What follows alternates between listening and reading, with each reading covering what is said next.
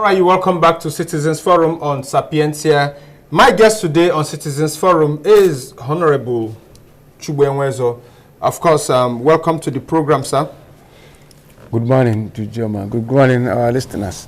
All right, of course, you are here in your capacity, not only as an Onitsha man, but also somebody who is a titled man in the community. And I also recall, even though you might not recall, that you headed the election of Professor Soludo in Onitsha.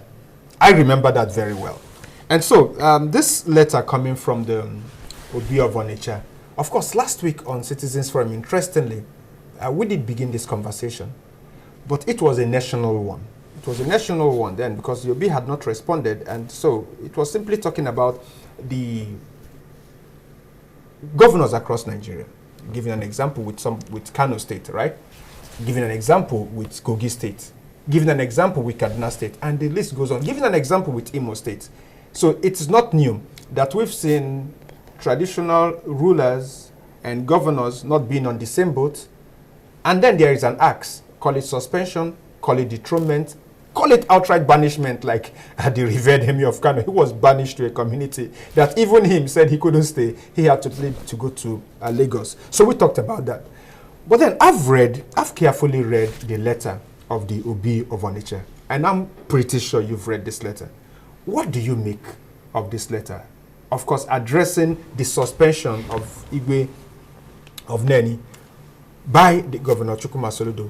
It was a strong worded letter. What do you make of it after reading it?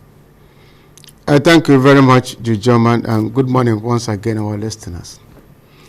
I'm here in my capacity as a Nigerian citizen, okay, a lawyer and a public affairs analyst. But you can't say you are not the things I address you as. I want to correct one impression at the outset. Please do. And that impression is that if you read the letter, Obi of Onitsha was not actually involved. The letter was written on behalf of the Anambra State Traditional Rulers Council. Okay. Obi of Onitsha was not directly involved. I think he responded, he espoused the belief and the opinion of council members. Okay. Why do I say so? The letter was written on the electoral paper of the Anambra State Traditional Rulers Council and chairman. Okay. So it was in his capacity as chairman of the Anambra State Traditional Rulers Council that he wrote a letter for and on behalf of the traditional. So it's a response of the Traditional Rulers Council to the event, probably the suspension of Igwe of Neni. So one of their members, probably they had to sit and respond. And all of them will not be writing letters here and there. So Obi of Onitsha had to get in to write a letter on behalf of his colleagues. So it is not a matter of Obi of Onitsha. In Onitsha here, our court, we don't have titles to give to anybody. If you're not from Onitsha. Onitsha custom, tradition and religion does not accommodate such. So he is not particularly involved. Okay. So he was writing, espousing the opinion and the feelings of the council. If you read the letter properly, of course, these issues can be located properly in that letter. In that letter, okay. And having said that, we proceed to say that it's quite unfortunate. How did it start? How did it start? The whole thing. How did it start?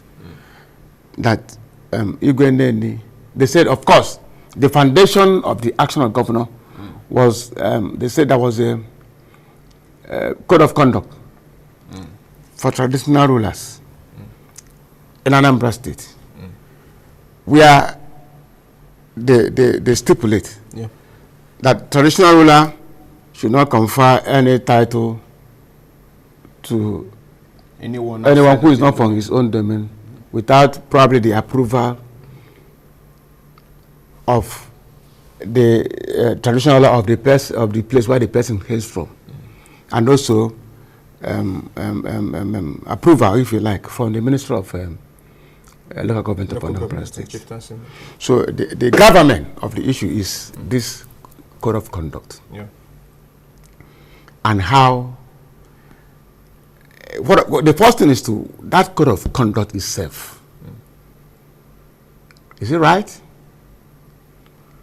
Is that what I mean? Then, is it in conformity? Is it right in a democratic system, society? Because when people do make things to serve their purpose, because I believe that code of conduct is meant to serve their purpose alone, then a governor who also is of the same, who has a different temperament, now you want to use this to do what he ought not to do. Otherwise, we'll have these issues. Constitution, this is a democracy, for goodness sake. Are you saying that if a university want to confer honorary degree on somebody, we will go to the Igwe of that place for approval? Why do they need approval?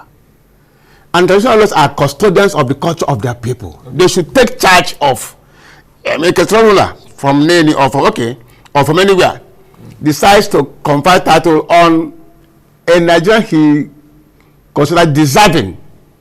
Does he need the approval of another traditional law because the man comes from that place to confer that title? Certainly he does not. You see what I mean? So what they're doing is that, what is happening is that he doesn't need the approval because he is the custodian. If there is need for any approval, it should be from his people, from his cabinet, from his town, because he's the custodian of the native law and of his community. The other Igwe is not from his community. It's not what I mean. So what I think is playing out is that they themselves, they want to take charge. If you come, the Igwes want to take charge of what, if he doesn't want to give honor to his indigene, he also in a position to stop that honor if it's coming from somebody outside his domain. That is trying to constrict, to narrow the canvas of freedom in Nigeria. So to me, that code of conduct itself, as it relates to seeking approval, do you need approval? If Oni of Ife, for instance, wants to confer chieftaincy title on, for example, Geoman, because he felt Geoman has accomplished, does he need the approval of your Igwe? He doesn't need that approval. That approval is an interference on freedom of thought, conscience, and religion of both the Igwe himself and the person he has to confer. It's an interference of Section 42 of the Constitution, freedom from discrimination, that says a citizen of Nigeria, of any community, ethnic group, religion, sex, shall not, just because he's of such person, be subjected to by any administrative or government act any restriction or disability to which other Nigerians of the same are not subjected to. So these things that how do I mean? These things that demand will, if Igwe of Neni wants to confer title on Makedenga himself, will he go and seek the approval of Awuja of Ijebola? He will not. So that becomes contrary to the because all Nigerians are not subject to that code of conduct. Okay. It becomes discriminatory against the provision of Section 42 of the Constitution. And Section 1 says the Constitution is supreme and shall be bound in all persons and authorities within the Federal Republic of Nigeria. Section 1. Section 1(3) says if any other law is inconsistent with the Constitution shall prevail. That other law shall be that other law shall be null and void to the extent of its consistency. And we're not even talking about laws, we're talking about code of conduct. Is that what I mean? So I think basically that code of conduct itself is faulty. It's not properly grounded. It's self-serving. There's no need for it. That's not what I mean. It tends to makes the Igwe's ombudsman over the activity of other kingdoms within Anambra. It doesn't even go beyond Anambra State, because recently, I think Ganduje or whatever was conferred, and Shetima were conferred with her. So by I think Igwe of Neni. So did he go to Kanu to get the approval of Kanu? And no eyebrows were raised. No eyebrows were raised. Having said that, now the law fell into the hands of somebody, a governor who actually does not understand the temperament he has to be imbued as a governor. What is the business of a governor in whether Igwe confers chieftain title on a Nigerian? And he says, why, like Igwe Obi of Onitsha pointed, how would anybody refer to Ifeanyi Ubah as one Ifeanyi Ubah? A senator of the Federal Republic of Nigeria, a commander of the Order of the CON of Nigeria. So the whole thing looks childish, the whole thing looks cheap in the eyes of any intelligent Nigerian. Well, what right does the governor have? Yeah. They said that is in accordance with the Anambra State Chieftaincy Traditional Rulers Law. What right does the governor have? But then is he the executioner and implementer of the Code of Conduct for Traditional Rulers? Even if he is, such suspension, you know, for conferring chieftaincy title on somebody up. Why would they approve her? When has he become the approving authority? Even the government, even if the law makes him approving authority, the Anambra State law, that law is inconsistent with Chapter 4 of the Constitution. That's what I'm talking about. Any law that you make in Nigeria, either by the House of Assembly or by the National Assembly, the guardrail is that law in conformity with the Constitution. But then when you read that, because I read that letter and I read it again and again, and I never wanted to have this program until I read the full letter, because the papers have this thing of the papers have a way of picking and choosing what exactly they think is vital in a letter.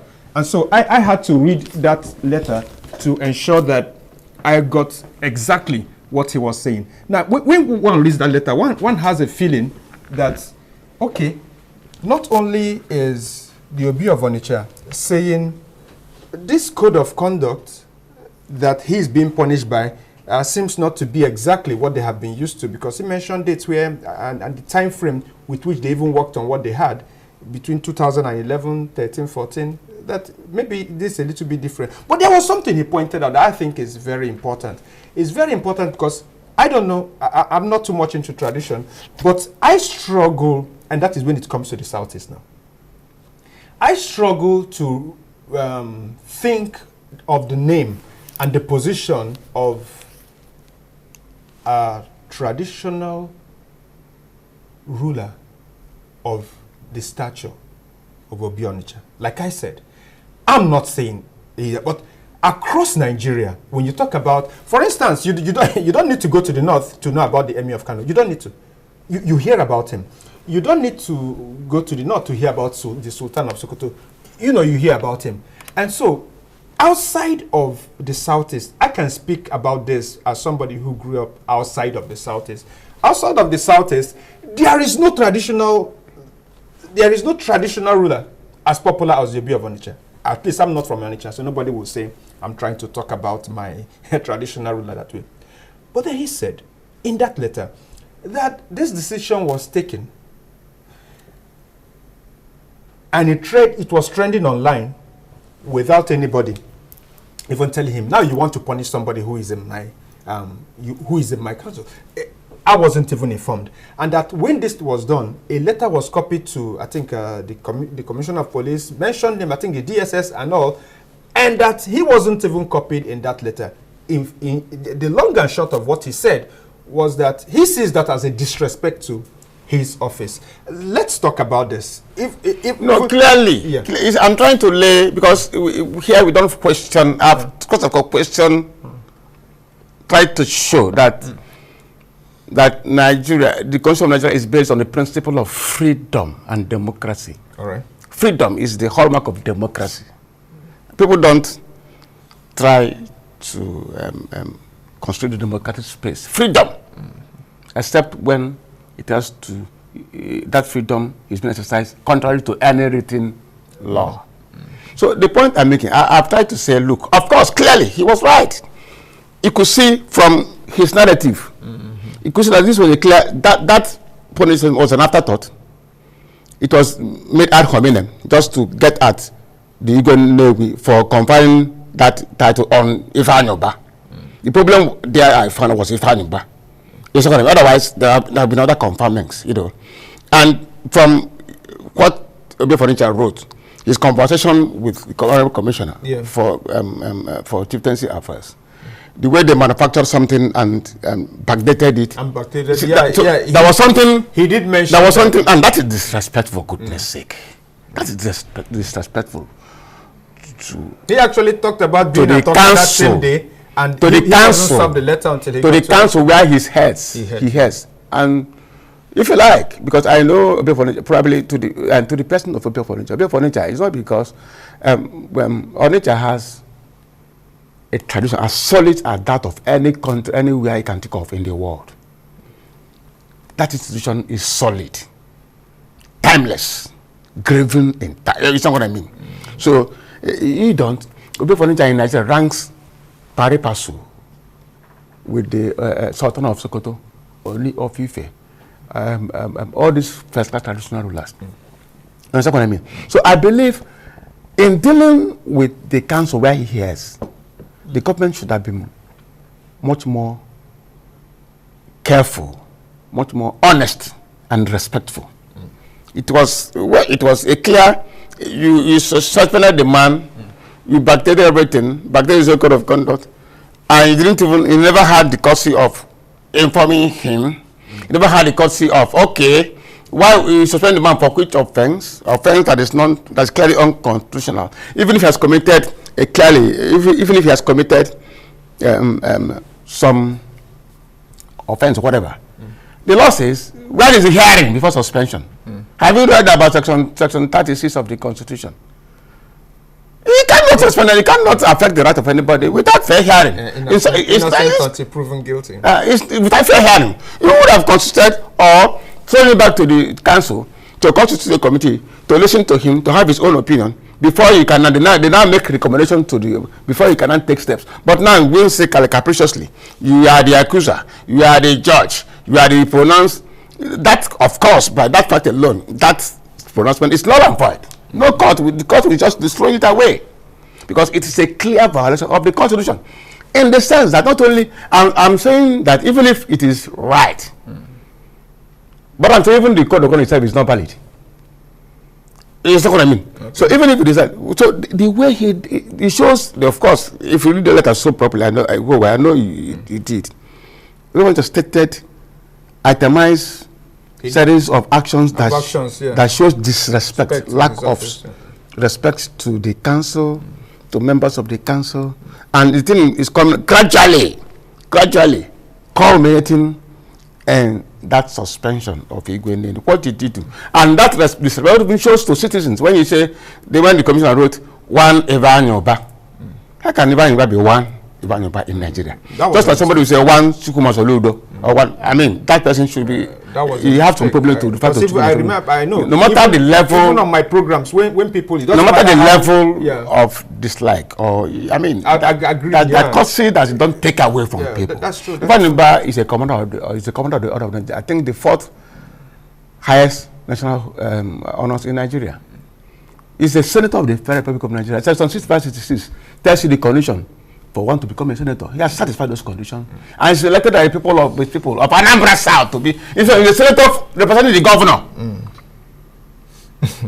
He's a senator representing the governor in the Senate. Well, maybe him and the governor have not met. I don't know. That's not what. How can you say you be governor, or you're a governor, or you're from Anambra? You don't know you have a governor. Or you're a governor, you don't have a senator. Maybe the governor is very busy. I mean, how can? So now it's extremely very, very disrespectful.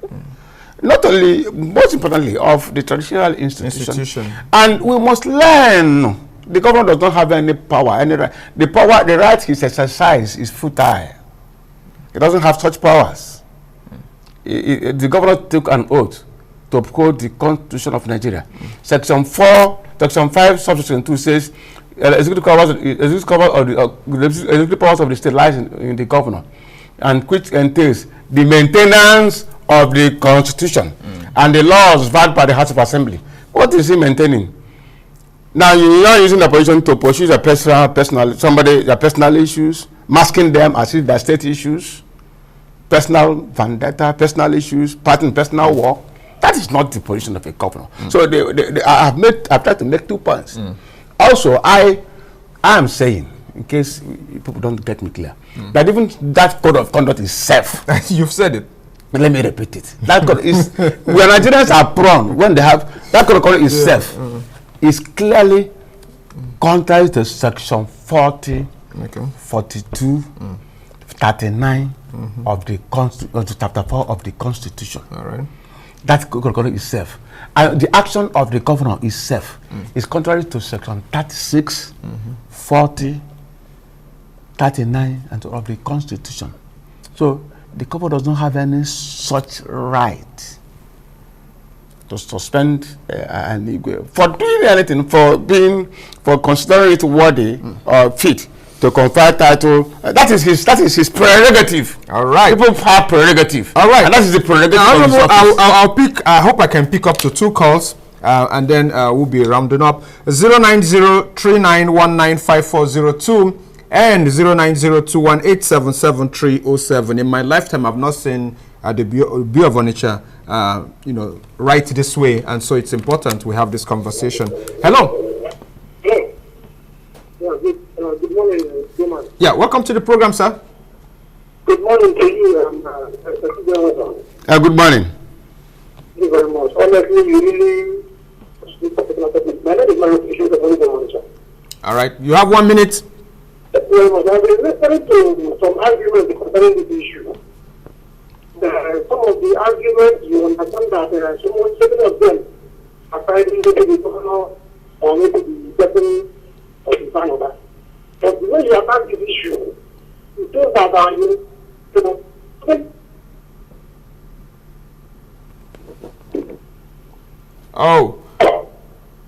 sorry. Yeah. Okay. So honestly, you really address this issue, and the Nigerians are not. All right, thank you for that.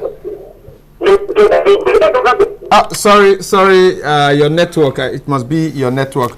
All right, still 09039195402 and 09021877307. Hello. Hello, good afternoon. Yeah, welcome to the program, sir. Yeah, this is Soludo calling from Onitsha. All right, go ahead, Mr. Basil. Thank you. You guys, good morning. Good morning, Mr. Basil. Yeah, regarding what happened, I believe this is pure politics because I ask myself, why is Ifeanyi Ubah?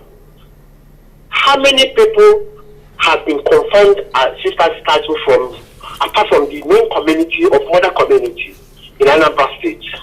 How many people have they questioned? And I ask myself, how do you think this person is a good friend to the governor of Anambra State? Will he impart this person this way?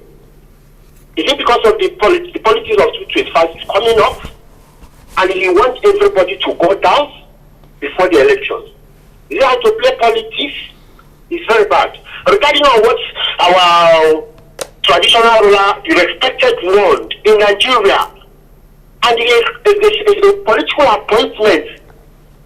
appointee in the name of the Commissioner for Sister Affairs, local government Sister Affairs, we qualify you back by name because Senator representing a committee representing a kind of senatorial zone, you call him one fine over. Is it not because we don't clear our politics with mind and conscience? That is why he has the right to qualify over one fine over. It is very annoying. And if our Igwe is telling him that this is wrong, he cannot even come down and clear that this politics is a game of transfer. It's going out. I know that this man will go out very soon. Okay. Will wait for him. I think we've crossed the line between making contributions and diving into politics, but we get you quite clear. It is the people who decide who rules them in 2025, and not it's the people. Hello. I think this will be the last call we'll take for today. All right, you have 1 minute, sir. Thank you very much. I was trying to rush down to my mission. But you've had your 1 minute, but then hurry up, please. 1 minute, 1 minute. What I was trying to say is that this is your policy. And I want to advise the governor. You shouldn't shift the attention to the opposition. This is not right at all. You don't have to go to the extent of sanctioning time over. And especially the monarch, just because of What if the person is from China? All right, I think I said, what if the person is from China? Well, Chinese people are our friends, actually, because they live all around us in Onitsha. Onitsha happens to be the city where you find more Chinese people because of the commerce, and also this is where they have the market. All right, I think this is just to say, have your 1 minute parting words. Everybody that calls seems to concur with you. Yes, what we are saying is that we must learn to be tolerant, and face important things. Section 14(2)(b) of the Constituency, security and welfare of the people is the primary purpose of government. Government should focus on security and welfare of the people, and not on whether people, not having issues with people who. This is democracy. People are within their right to say, I want to be governor. I want to be this. The people like these people will decide it. It doesn't become the enemy because he says he wants to be governor, isn't it? So this is a service. But so look, I can serve, or if not better, if better. But now it's not left for the people. But let me ask you.